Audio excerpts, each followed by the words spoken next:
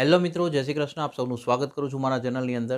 Canada તરફથી ફરી એક વખત બે મોટી અપડેટ જે હું તમારી સાથે શેર કરું, જેની અંદર લગભગ ઘણા ક્લાયન્ટના ક્વેશ્ચન્સ બી હોય છે અને ઘણા ટાઈમથી બધા વેઇટ બી કરી રહ્યા હતા કે જેમાં ઓન્ટારિયો પ્રોવિન્સની અપડેટ એક તો હું તમને આપીશ આજે, કારણ કે ઓન્ટારિયોની અંદર ઘણા બધા સ્ટુડન્ટો વેઇટ કરે છે, અને બીજું કેનેડાના પીઆરની અપડેટ બી હું તમારી સાથે શેર કરીશ, કારણ કે કેનેડા પીઆર માટે બી ઘણા ક્લાયન્ટો વેઇટ કરી રહ્યા છે. તો એ લોકો માટે બી એક સારા ગુડ ન્યૂઝ જ આવ્યા છે જે હું તમારી સાથે આજે શેર કરીશ. એ પહેલાં જો ચેનલ પર નવા છો તો ચેનલને સબસ્ક્રાઈબ કરી દેજો, નોટિફિકેશન ઓન રાખજો, મેક્ઝિમમ લોકો સુધી સ્પ્રેડ કરવાનું ના ભૂલતા, બિકોઝ આપણો એક મેઇન ટાર્ગેટ શું છે? સ્પ્રેડ એજ્યુકેશન, સપોર્ટ એજ્યુકેશનને આપણે સપોર્ટ કરી અને આગળ લાવવાનો આપણી કોશિશ છે. અને આ જ રીતે આપણી એક બીજી ચેનલ બી છે કે જ્યાં આગળ બી આપણે વિદ્યાર્થીઓને માહિતગાર કરવાની કોશિશ કરી રહ્યા છીએ, @HM વિઝા કાઉન્સેલિંગ. પ્લીઝ એ ચેનલને બી સબસ્ક્રાઈબ કરો અને એ ચેનલને બી વિડીયોઝને બધા શેર કરો તમે લોકો, તો જ એ લોકો સુધી માહિતી પહોંચશે. કારણ કે માહિતી પહોંચાડવાનું કાર્ય અમે કરીએ છીએ, શેર કરવાનું કાર્ય તમારું છે. જ્યાં સુધી તમે શેર નહીં કરો ત્યાં સુધી એ લોકો સુધી એટલા જલ્દીથી નહીં પહોંચી શકે. તો બેટર છે કે વિડીયો શેર કરતા રહ્યો.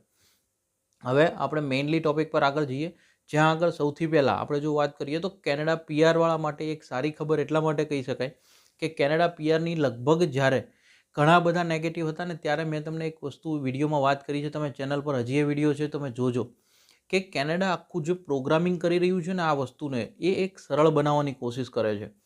નોર્મલી જો તમે જોવા જાઓ તો કેનેડાનું હવે ધીરે ધીરે પીઆર પર ફરી ફોકસ વધ્યું છે, કારણ કે હું તમને ઘણા કહેતા હતા કે સર કેનેડામાં પીઆર જ નહીં મળે કે ત્યારે હું તમને કહેતો હતો કે કેનેડાનો એક બેઝિક કોન્સેપ્ટ તમે સમજો ને તો તમને ખબર પડે કે એમની પાસે મેન પાવર સોર્સ માટે ઇન્ડિયા જે છે એ મેઇન સોર્સ છે એકચ્યુઅલી. તો એના માટે થઈને એ લોકોની માટે એવો કોઈ ઓપ્શન્સ નથી. હા, થોડું કડક એટલે બી કરવું પડે કે જ્યારે અમુક લોકો બહુ જુગાડ કરતા હોય તો એનો ગેરફાયદો લોકો કેવું કહેવાય કે એક સારા જેન્યુઅલ વ્યક્તિને બી એનું નુકસાન થતું હતું. એ આપણે ઘણી વખતે વાત કરતા વિડીયોની અંદર બી કે એને ક્લિયર કરવું જરૂરી હતું. જેમાં હવે ધીરે ધીરે જો આપણે ફોકસ અને અપડેટ પર આજની જઈએ તો પ્રોવિઝનલ નોમિની પ્રોગ્રામનો જે લેટેસ્ટ ડ્રો થયો છે, 725 આઈટીએસ સિલેક્શનો થયા છે અને 667 જે છે એ રેન્ક સ્કોર રાખવામાં આવ્યો છે. તો કે આમાં સારી વાત શું છે સમજાવું. પીએનપીના સિલેક્શનો તમે જુઓ, પહેલાં જ્યારે હતું ત્યારે 455 હતા, ધીરે ધીરે ઇન્વિટેશન્સ વધ્યા, 646 થયા અને ત્યારબાદ વધીને અત્યારે 725 થયા. એટલે ફરી એક વખત જે સિલેક્શન રેટ છે એ વધી રહ્યો છે કેન્ડિડેટ્સનો. સામે CRS પોઈન્ટ્સ જુઓ, નીચે આવી રહ્યા છે. એનો મતલબ શું છે કે નવી ફાઇલો નથી મળી રહી, અથવા જે લોઅર ચાન્સીસ જે છે એ વધી રહ્યા છે. કારણ કે જ્યારે 455 આઈટીએ સિલેક્ટ થયા ને ત્યારે 802નો કટ ઓફ સ્કોર હતો. સિલેક્શન ડાઉન આવ્યું, લાસ્ટ આપણે જે વાત કરી તેમાં 750, અને અત્યારે તમે જુઓ તો 667ના CRS ઉપર સિલેક્શન થયું છે. આ એક બહુ જ સારી વાત કહેવાય, કારણ કે આનો મતલબ એવો થયો છે કે CRS પોઈન્ટ જે છે એ ડાઉન લઈ રહ્યું છે. એનો કારણ છે કે નવી એમને જો ફાઇલો છે ઓછી મળવાની ચાલુ થઈ છે, ઓર કદાચ વસ્તુ એવી છે કે પ્રોવિન્સની ડિમાન્ડ વાઇઝ સિલેક્શનો થઈ રહ્યા હશે. પરંતુ અલ્ટિમેટલી જે કેન્ડિડેટ્સ ઘણા ટાઈમથી વેઇટ કરે છે, જે ઘણા લો સ્કોર પર હતા, એ લોકો માટે એક આ બહુ સારી વાત કહી શકાય. આ સાથે જ હવે આપણે જો બીજી અપડેટ પર જઈએ, આ રિગાર્ડિંગ તમારા કોઈ ઓપિનિયન, કોમેન્ટ કંઈ બી કરવા માગો, જરૂરથી કોમેન્ટ કરતા રહેજો, જેથી કરીને અમને બી અમારા ફીડબેક્સ ખબર પડે અને તમારા જે વિચારો છે એ બી બીજા સુધી પહોંચે. હવે આપણે બીજી ટોપિક પર આગળ જઈએ, બીજા પોઈન્ટ પર જઈએ કે OINP એટલે કે ઓન્ટારિયો નોમિનેશન પીઆરનો જે પ્રોગ્રામ ચાલતા હોય છે, એના રિગાર્ડિંગ ઘણા બધા વિદ્યાર્થીઓ વેઇટ કરતા હતા, કારણ કે ઓન્ટારિયોમાં લગભગ સૌથી વધારે વિદ્યાર્થીઓ હોય છે. જો ભારતીય વિદ્યાર્થીઓની વાત કરીએ તો સૌથી પહેલો પ્રેફરન્સ એ લોકો પાસ્ટમાં સ્ટડી માટે ઓન્ટારિયો પ્રોવિઝને આપતા હતા, એટલા માટે સૌથી વધારે સંખ્યા ઓન્ટારિયોમાં જ છે. તો એના પીઆરની જે અપડેટ આવી છે એ હવે આપણે જોઈ લઈએ.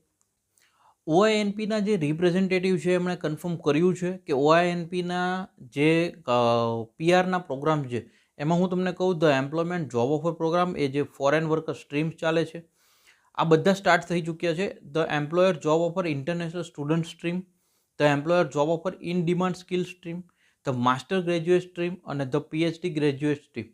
આ બધી સ્ટ્રીમ જે OINPના રિપ્રેઝેન્ટેટિવ છે એમણે કન્ફર્મ કરી છે કે આ બધા પ્રોગ્રામ ચાલુ છે. ત્યારબાદ આની અંદર તમે એ બી જોવાનું છે કે કોને જોબ ઓફરની જરૂર છે અને કોને એક્સપ્રેસ એન્ટ્રી થ્રુ જોવાનું છે, અને કોણ ડાયરેક્ટલી કરી શકે છે. તો કે જો એમ્પ્લોયર જોબ ઓફર લેટરની સ્ટ્રીમ હોય, જેમાં ફોરેન વર્કર સ્ટ્રીમ છે, એમાં જોબ ઓફર તો કે યસ રિક્વાયર્ડ છે, પરંતુ એક્સપ્રેસ એન્ટ્રી કમ્પલસરી નથી. એટલે આ એક એમના માટે સારી વાત. હવે જો જોબ ઓફરની જ વાત કરીએ, પરંતુ ઇન્ટરનેશનલ સ્ટુડન્ટ સ્ટ્રીમની જો વાત કરીએ, એમાં તો કે યસ જોબ ઓફર જોઈએ, એક્સપ્રેસ એન્ટ્રીની જરૂર નથી. જોબ ઓફર ઇન ડિમાન્ડ સ્કિલની વર્કરની વાત કરીએ, job offer yes, no express entry required. Master graduate સ્ટ્રીમની વાત કરીએ તો કે જોબ ઓફરની બી જરૂર નથી, પરંતુ એક્સપ્રેસ એન્ટ્રીની બી જરૂર નથી, ડાયરેક્ટ OINP ફાઇલ થઈ શકે. PhD ગ્રેજ્યુએટની સેમ સિચ્યુએશન, જોબ ઓફર ના હોય તમારી પાસે અથવા તો એક્સપ્રેસ એન્ટ્રી પ્રોફાઇલ ના હોય તો બી ડાયરેક્ટ એપ્લિકેશન્સ છે. Express entry human capital priority stream જે છે એમાં જોબ ઓફરની કોઈ જરૂર નથી, પરંતુ એક્સપ્રેસ એન્ટ્રી પ્રોફાઇલ ક્રિએટ કરવી જરૂરી છે. Express entry skill trade stream, express entry profile જરૂરી, જોબ ઓફર જરૂરી નથી. એક્સપ્રેસ એન્ટ્રી ફ્રેન્ચ સ્પીકિંગવાળા માટે જોબ ઓફર જરૂરી નથી, પરંતુ એક્સપ્રેસ એન્ટ્રી પ્રોફાઇલ જરૂરી છે. આ રીતનું જે OINP રિપ્રેઝેન્ટેટિવ છે જેમણે એક અપડેટ આપી છે, જે તમારી સાથે બંને એટલી સરળ ભાષામાં શેર કરવાની કોશિશ કરી છે. તમને જો માહિતી સારી લાગી તો મેક્ઝિમમ લોકો સુધી શેર કરી દેજો અને લાઇક કરી દેજો વિડીયોને. Because spread education, support education, always એજ્યુકેશનને સપોર્ટ કરતા રહીએ. Thank you so much. જય હિન્દ, જય ભારત.